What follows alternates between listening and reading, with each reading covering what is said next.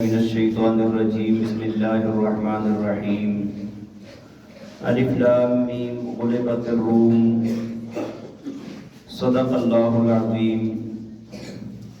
اللہ تعالیٰ فرماتے ہیں حروف مقطعات ہیں الف لام میم واللہ اعلم بمرادہ۔ غلبت الروم فرمایا کہ رومی مغلوب ہو گئے۔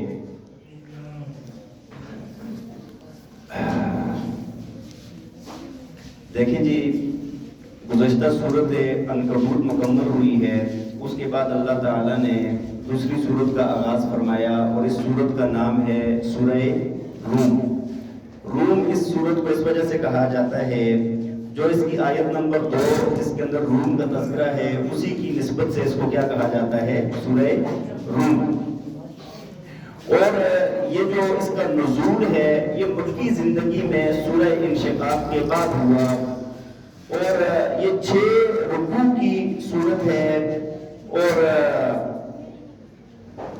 60 آیات اور 6 رکوع اس صورت کے اندر موجود ہیں۔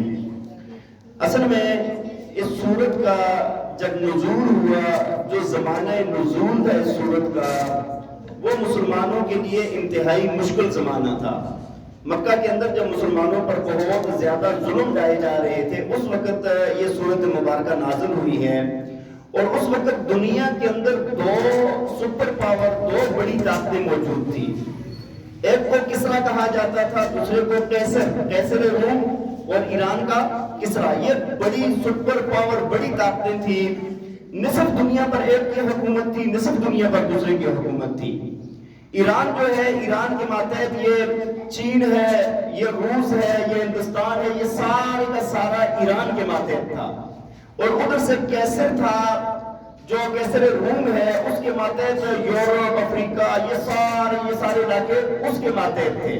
تو دونوں برابر کی طاقتیں تھی، بڑی طاقتیں تھی اور ایک دوسرے کے مقابلے والی تھی۔ اس وقت ان کا نام تھا۔ لیکن یہ جو کیسر، یہ جو رومی تھے نا، یہ عیسائی لوگ تھے اور ایران والے مجوسی تھے، مشرک تھے۔ اچھا، جو نبی علیہ السلام کے زمانے میں نا جو صحابہ کرام تھے، ان کے دل زیادہ جڑے ہوئے تھے رومیوں کے ساتھ، کیونکہ وہ اہل کتاب تھے، کسی دین کو مانتے تھے، اللہ کو مانتے تھے۔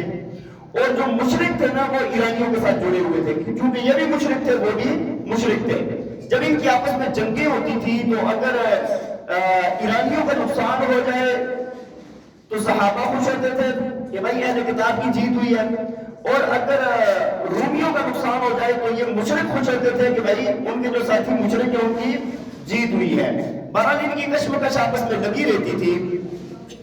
اس زمانے کے اندر اللہ تعالیٰ نے سورت کو نازل فرمایا اور اس وقت ہوا یہ کہ ایرانیوں نے حملہ کیا ان کے اوپر، رومیوں پر، اور بہت زیادہ جگہ ان کی فتح کر لی اور اپنے ماتحت کر لی، اور اس پر مشرک بڑے خوش تھے۔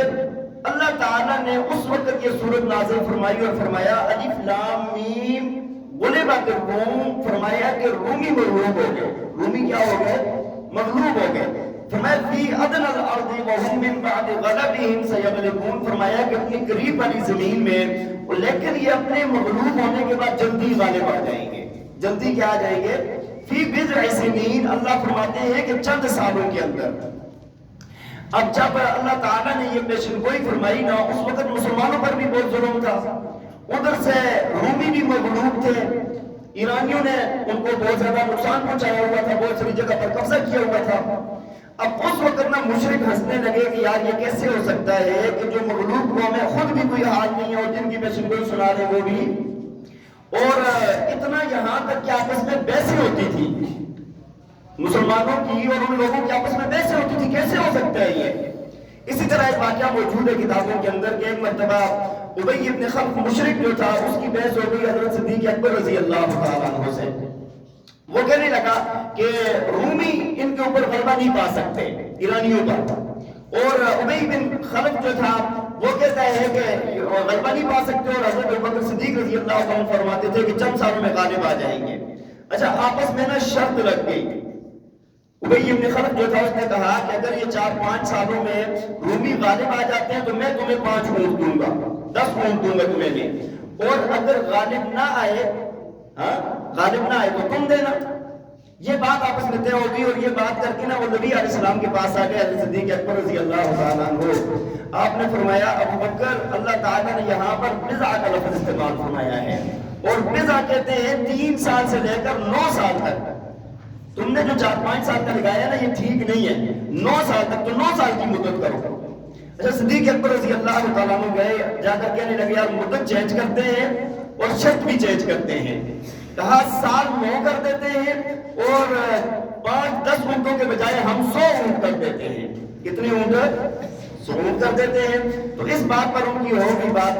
بہرحال اللہ تعالیٰ نے 9 سالوں کے بعد رومیوں کو غلبہ عطا فرما دیا. مجوسیوں پر، ایرانیوں پر، کسرا پر ان کو غلبہ عطا فرما دیا. اور بعد میں اللہ تعالیٰ نے ان دونوں طاقتوں کو مسلمانوں کے ہاتھوں سے مٹا دیا تھا. یہ دونوں جو سپر پاور ہیں نا اللہ نے ان کو مسلمانوں کے ہاتھوں سے مٹا دیا. ہاں جی، یرموک کی جنگ میں آپ دیکھیں تو اللہ تعالیٰ نے رومیوں کی کمر توڑ کے رکھ دی اور قادسیہ کی جنگ میں دیکھیں تو اللہ تعالیٰ نے ایرانیوں کو ختم فرما دیا تھا. ہاں مجوسی جو تھے ان کو ختم فرما دیا تھا حضرت عمر فاروق رضی اللہ تعالیٰ عنہ کے ہاتھ پر. یہ دیکھیں اللہ تعالیٰ کا کیسا نظام ہے، کیسا کہ ادھر سے 2 سپر طاقتیں ہیں، مسلمان کمزور ہیں، کچھ بھی نہیں ہے. اللہ تعالیٰ نے یہ چاہا کہ ان دونوں کو ختم کرنا ہے. اللہ تعالیٰ نے اپنا پاک پیغمبر مکہ کے اندر پیدا فرمایا اور اس کے ہاتھوں پر ان دونوں سلطنتوں کو اللہ تعالیٰ نے ختم فرما دیا. تو یہ اللہ کی مدد ہوتی ہے. بہرحال اللہ تعالیٰ نے فرمایا کہ فی بضع سنین، چند سالوں میں یہ کیا ہو جائیں گے، رومی دوبارہ ان پر غالب آ جائیں گے. اب ہوا کیا؟ ہوا یہ کہ ایرانی جو ہے نا وہ ان کو مارے جا رہے تھے. بہت زیادہ قسطنطنیہ اور مختلف علاقے جو ہے نا ان کی فتح کر چکے تھے یہ. اب اور جو اس وقت ہرقل بادشاہ تھا نا جس کو نبی علیہ السلام نے خط بھی لکھا تھا، ہاں جی، وہ اپنا نا بھاگنے کے چکر میں تھا. لیکن اس کو پھر خیال آیا یار کہ یہ جو ایرانی لوگ ہیں نا یہ سمندری جنگ میں بڑے کمزور ہیں، ان کو تو تیاری نہیں ہے. اس نے کیا کیا کہ واپس موڑ کے نا تو سمندری راستے سے ان کے اوپر حملہ کر دیا اور ان کو مغلوب کر دیا. بات سمجھ آ رہی ہے کہ نہیں؟ تو وہ پیشن گوئی 9 سال کے بعد وہ پیشن گوئی جو قرآن نے کی تھی اللہ تعالیٰ نے اس کو پورا فرما دیا. اللہ تعالیٰ فرماتے ہیں للہ الامر من قبل و من بعد، فرمایا کہ اللہ ہی کے لیے حکم ہے، اللہ ہی کا اختیار ہے پہلے بھی اور بعد بھی. یہ حکومتیں تو آنی جانی ہیں. جو قادر مطلق ہے، بادشاہ ہے، جس کی حکومت کو کبھی زوال نہیں ہے، وہ کون سی ذات ہے؟ اللہ کی ذات ہے. فرمایا وَيَوْمَئِذٍ يَفْرَحُ الْمُؤْمِنُونَ، اور فرمایا کہ اس دن پھر مومن خوش ہوں گے. اصل ہوا کیا، جب یہ جنگ ہوئی نا ادھر سے جب رومیوں نے ایرانیوں کو مارا اور ان کو فتح کیا، اسی وقت اسی عرصے میں جنگ بدر بھی ہوئی ہے. جنگ بدر بھی، اور اللہ تعالیٰ نے مسلمانوں کو بھی فتح عطا فرما دی. اب دونوں کو فتح تھی تو دونوں مسلمانوں کے لیے خوشی کا ذریعہ تھا. اللہ تعالیٰ نے فرمایا کہ پھر مسلمانوں کو کیا ہوگی؟ خوشی ہوگی. بنصر اللہ، فرمایا اللہ کی مدد کے ساتھ، ینصر من یشاء، اللہ جس کی چاہتا ہے مدد فرماتا ہے. وَهُوَ الْعَزِيزُ الرَّحِيمُ، وہ اللہ زبردست ہے اور رحم کرنے والا ہے. فرمایا وعد اللہ، یہ اللہ کا وعدہ ہے. لا يخلف اللہ وعدہ ولكن اکثر الناس لا يعلمون، فرمایا اللہ اپنے وعدے کے خلاف نہیں کرتا لیکن اکثر لوگ اس بات کو جانتے. اللہ نے پورا کر کے دکھایا وہ وعدہ. یعلمون ظاہرا من الحیات الدنیا، فرمایا کہ یہ لوگ دنیا کی ظاہری زندگی کو بڑا اچھا جانتے ہیں. وَهُمْ عَنِ الْآخِرَةِ هُمْ غَافِلُونَ، لیکن آخرت کی زندگی سے یہ غافل ہیں.